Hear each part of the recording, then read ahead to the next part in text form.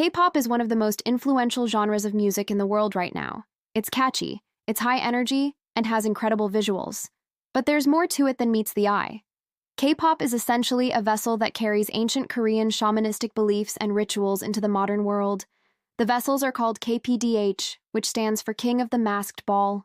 Think of them like spirit guides or guardian deities that protect the artist and the music. In today's video, we'll be taking a look at what they are and how they came to be. Back in the olden times, when Korean shamanism was an integral part of Korean culture, shamans would perform a ritual called gut, which involved warding off evil spirits and inviting benevolent ones to enter their bodies and become one with them. The shaman would then channel the spirit through song and dance. This practice was eventually codified into a system where each god had a specific role. Some gods were in charge of love, others wealth, health, or good fortune.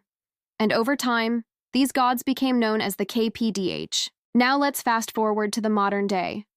K-pop, as we know it today, has its roots in the 1920s with the rise of Western popular music. But it wasn't until the 1960s that Korean popular music began to take shape. And in 1967, the Musicians Association of Korea was established, which led to the creation of the Korean Popular Culture and Arts Awards. And guess what? The awards show for this event was called the Seoul Music Awards. Talk about a throwback.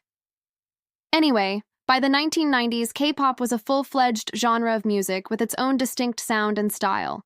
But it wasn't all fun and games. There was a darker side to K-pop that nobody really wanted to talk about. You see, in the early days of K-pop, there were no music shows. And so the only way to get your music out there was to get on the radio. But the radio airwaves were dominated by a handful of powerful producers who controlled the entire industry. They were known as the KPDH, or rather the evil KPDH, because they used their power to exploit young artists and make tons of money. Eventually, though, the government stepped in and put an end to that.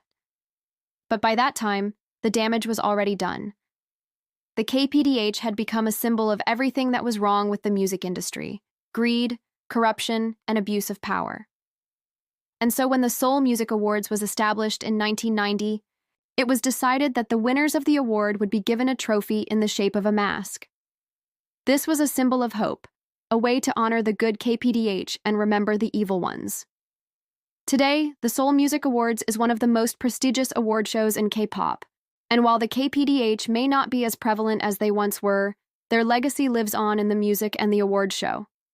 And that's all for today. If you liked the video, please give it a thumbs up and subscribe. And as always, thanks for watching.